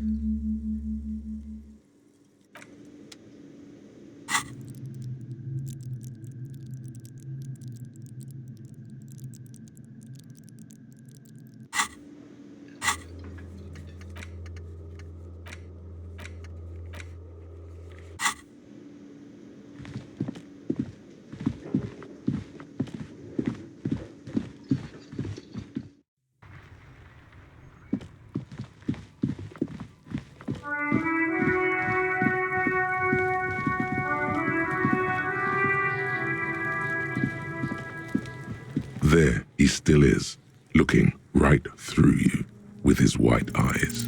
As you breathe in, the odor comes over you. It's a spell of the mind telling you to run, and your stomach to wring itself empty. With your hands at your sides and your eyes squinting, you stand in it. They do after 7 days, yes. We are deep in decomposition here. The man before you is naked, but for a pair of underpants and enameled boots. His skin is greenish, marbled with decaying veins, and blotched by lividity. A fading web of tattoos covers his chest and shoulders.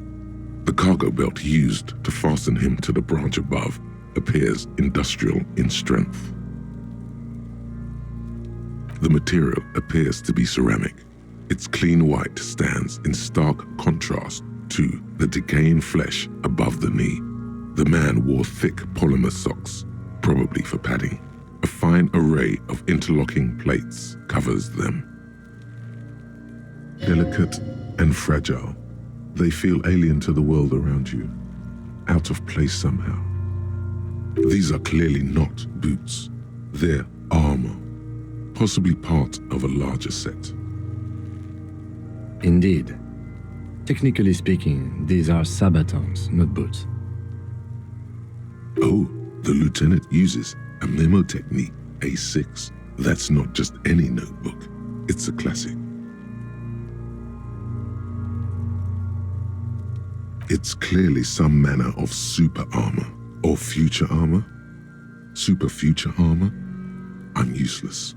Ceramic plate. Zirconium dioxide, most likely. This is where the make would be. Under the hill. Fairweather. Fairweather model T500 VE. I'm guessing that's vitreous enamel. This is advanced stuff. Piece by piece. He's been out here for 7 days. It would be odd if they didn't. We should keep a lookout for these species. The armor could yield information. This is one thing he might actually know. No, I think he had something precious underneath the clothes. They had to remove the jeans and shirts we found to get to it. And this kind of armor is often worn under fabrics. Nice. That makes sense. They usually hang them completely naked for that. La puta madre, the Mazda, the Besmerties and the like. This one still has his underpants. Fucking talking about underpants. Clearly, Kuno would like to interject something here, but there's not enough for him to hold on to. It is. It's expensive. We've requested similar material for our tactical units for years now. The constabularies deemed it too costly. In that time, we've lost 6 men to semi-automatics. For a full set, about 4 years of wages. For the northwest region of Revachol, an officer's average yearly income is 5,500 real, unadjusted for rank. Not too much, yes.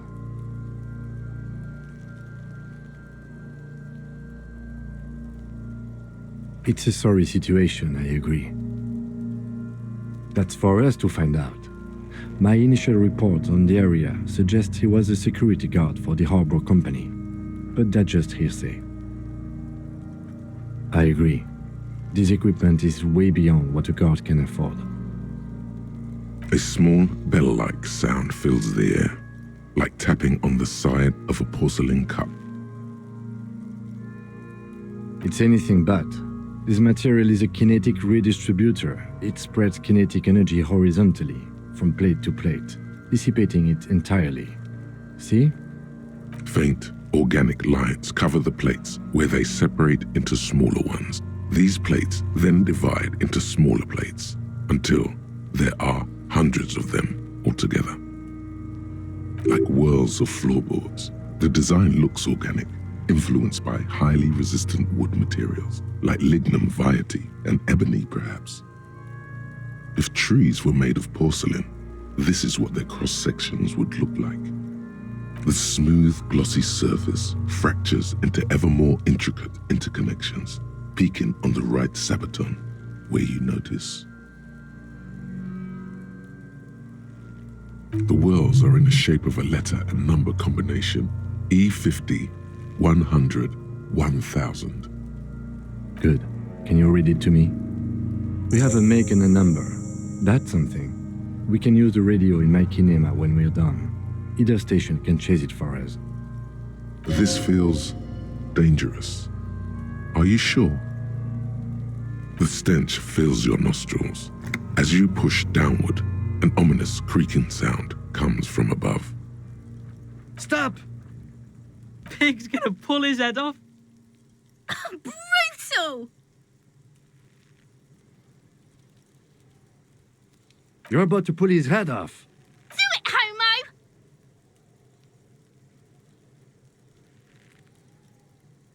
Stop obsessing about your sexuality, officer. You are about to seriously compromise the coroner's case. Indeed, from this angle, it does look like the neck isn't going to take much more. Being dead for a week has all but liquefied his muscles. What are you trying to achieve anyway? Why are you hanging on to that boot?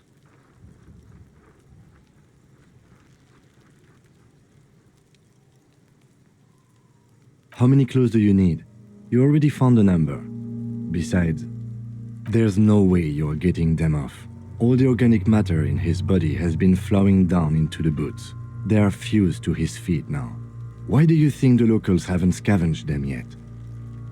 You're sure there's a way to peel them off, but first the body needs to be down. And second, it would probably be better if the lieutenant wasn't around. The anticipation makes you crack your fingers. Feels nice. Nice and cracky. Processing will take care of them. With the situation in the morgue, it will yield nothing. But we must pick our fights. Should we continue? The cadaver slowly twists on the cargo belt, his torso covered in tattoos, and extremities blotched pink and blue. The hangman's knot is pulled tight by the weight of the corpse below. Yellow, hard-edged polyester cuts into his neck. Above, a sliding buckle ties the belt to the branch. This is a steel-reinforced cargo lashing belt, big brother of the regular cargo belt. It's used for tying cargo under 6-rotor airships. Airlifting. I thought it was used on lorries for strapping cargo to them. The local harbor uses 6 rotors to shuffle containers around. I get the sense they use whatever was on hand without paying much attention to not incriminating themselves. I was afraid it would be. Thin steel wiring, parallel strands. This makes getting him down more problematic than I had assumed. I'm still approaching this as a lynching, yes, motivated by the ongoing strike. You? 70% of the cases I get are just filling in the blanks on the initial report. This belt worries me. A noose is one of those things that's easier to use one way around. I think they lassoed the branch, then pulled on the belt, buckle closes. It's what I would do. Seems easier than climbing up there. Could be. The shape of the branch supports the theory. The cadaver hangs from the cargo belt, limbs limp and torso covered in tattoos. An intricate web of blue lines stretches across the torso, from the right shoulder to the solar plexus. Each time they intersect, a small white star is formed in their crossing. Hundreds of fading asterisks riddle his skin. Their concentration is highest around his heart. His corpse is marked by stars, alcohol, and heartbreak. I have only a cursive knowledge of the science of cybernetics. I would not know if it were. But it's not quite complex enough, is it? It doesn't seem familiar from the insides of any radio computer your mind can imagine. The somewhat organic lines remind you of old filament memory units, but not quite. No, you're nowhere near right. So am I. He takes a thin piece of milled aluminium from his coat pocket and pulls it open. Sounds like a sword being unsheathed. A small... A Triggered Sunshine Mini. Triggered is the world's leading manufacturer of intercommunication devices, primarily projectors. The camera before you looks familiar somehow. Shit, Kuno! What the fuck is that? An instant color camera. I have only 2 ampoules, so nobody move. I don't want to waste one. A sound, a shrill flash, followed by the breaking of a small ampoule of glass. You see streams of color pour onto the thick, glossy piece of paper, rolling out. In case we need it. Yes, it is pretty cool, isn't it? There is only one ampoule left. Use it wisely. It contains insight to the victim's person. By his build, I'd say this was a man of physical violence. The story he wanted his body to tell was important to him. It is his letter, to us. Someone should decipher it. We'll need to show it around. Sure, just don't lose it. The glossy-eyed corpse looks by, his mouth mute and his skin as colorful as the chemical rainbow on the photo paper, teeming with opportunistic organisms. His eyes are milky white and blind to the world, protruding comically from their sockets. There is no one home, just subaquatic terrors there. Dark brown hair grows on his head. His face is ready to explode from the organic processes inside. The death's head grin has passed. What remains is an unrecognizable mess. The corpse is dead silent. You have no idea why you just said that. Who is he? He is male, 40 to 50, with an athletic build. The corpse looks right through you as you distance yourself from its stench, eyes like a shark. As you narrow your eyes, the monster before you blurs into a violent mess of green and pink. This is a trick. You've done it before. Pink is where the blood settled in the first hours post-mortem. You can use it to see if the corpse has been tampered with. Does his position at the time of death match the discoloration? Only the lower extremities are pink with a dash of blue. His fatted hands, thighs, and his neck, just above the noose. The rest of the corpse appears dark green in the cold spring air. I see it. His neck too. The lividity goes right up his chin. We have good, well-pronounced discoloration here. The monster comes back into focus, an explosion of color, coursing with dark marbled veins. His stomach appears pregnant with something. Black liquid streams down his thigh and onto his boot. So, what do you think?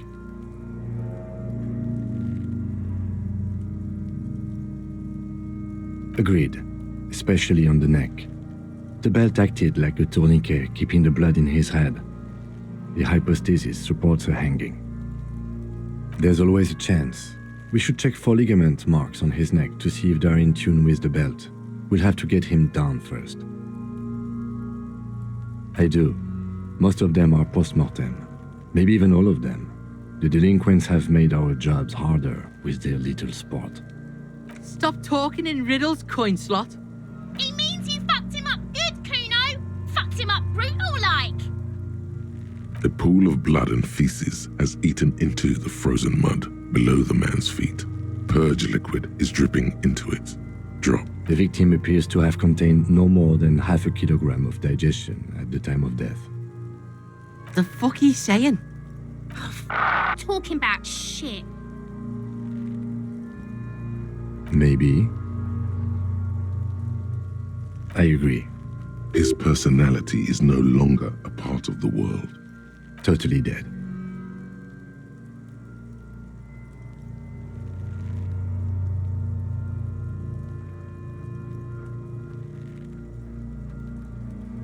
Sure, the corpse looks by, oblivious.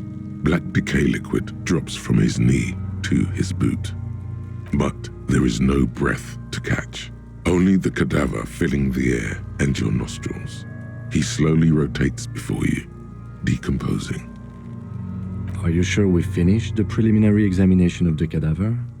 We might miss some of these things once he's done. The steel-reinforced belt presents a unique challenge. I brought chain cutters, but I don't see a good angle of approach to the belt. He doesn't actually think the challenge is unique. He thinks it's frustrating, annoying, and harder than he thought. The cadaver is a good 1.2 meters up. Neither one of us can reach the belt without assistance. And even if we do, there's the question of cutting the airship strength material.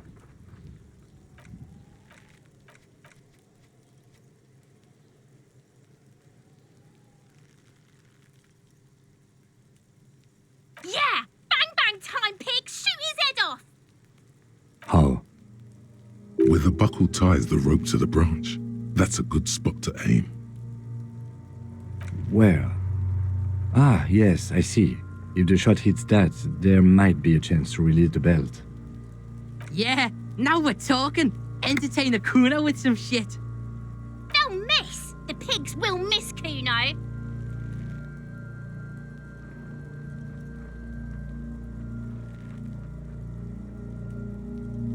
The lieutenant's brow is furrowed. He appears too deep in concentration to even notice what you said. I'll blow his head off. Take it! Take the shot! Yeah, take the shot. Kuno wants some of that shit. Silence. With his elbow sharp, the lieutenant unzips his jacket and produces a lightweight firearm. He drops a paper cartridge in the barrel, separates the scouring stick, and gives the cartridge 5 tucks, securing it in place. That's a Kiel A9090 Armistice, mass-produced muzzleloader, ascetic, frugal, one of the most common firearms in the world. He then steps back and assumes the fellow's desk position, taking aim. The corner of his eye twitches. His finger is on the trigger. He's gonna fucking miss! The triple voice is drowned in a shrill blast that echoes off the walls of the surrounding tenements. A cloud of smoke slowly parts in the air as the lieutenant steps back and says to himself, God damn it. Fucking idiot! Mukabat asshole! Kuno could have hit it easy, but then Kuno's not fucking handicapped, is he? Kuno's sorry too. Kuno feels sorry for the Beano Cloud. The lieutenant doesn't say a word, just looks at the gun in his hand. No, we are lucky as it is. We didn't break anything, and the victim remains uncompromised. Any more mistakes could put us in an unfortunate position with the locals. We have eyes on us. I didn't do us any favors with that. I have to say, it's beginning to look unlikely we can get him down without assistance. It's bad as it is. Us shooting firearms like punks. Go ahead, I'm not stopping you. Just... They only have one gun! This is the sorriest pair of pigs. Kuno's... Yeah, take it, you fucking banana poika! Take it and shoot yourself in the mouth! The cold piece of bakelite and gunmetal is surprisingly light. Your fingers fit right through the guard, instinctively resting on the trigger. The fuck are you waiting for, Kuno? Tell him to shoot himself in the mouth. The buckle comes into focus in your sights. You stand with your feet planted firmly in the ground and your left hand supporting your gun arm. Why don't you just shoot yourself in your mouth? At least you won't miss. Or what? You gonna fuck me? You wanna fuck me, pig? Is that what this is about? Your field of view narrows. The branch slowly moves, becoming entirely two-dimensional. The metal buckle glimmers, catching the noon light as the corpse slowly rotates. The slow movement of the branch in the wind and your shoulders directing the gun sync up, dancing hypnotically. Look, he's crying. You gonna cry now, fucking faggoty? Do it! Set me free! You feel as though it would be dangerous to set this creature free, to roam about the cosmos. Don't. Do it! Intense shit, Copper. Fucker waved his gun! It wasn't intense, it was pathetic! The lieutenant takes the gun carefully from you and holsters it. His eyes are narrow and he doesn't comment on your antics. Fucking pussy didn't shoot shit, did he? Didn't shoot me, didn't shoot himself in the mouth. We need to access the harbor and ask the leader of the Union to have it taken down. They have the tools, and they have men. I did not want us to be indebted to Everard Clare. I wanted us to be able to deal with it ourselves. That is clearly not the case. We need help. You need to suck my dick! Why the fuck am I still alive? The leader of the Union, a dangerous and corrupt man, one you don't want to be indebted to.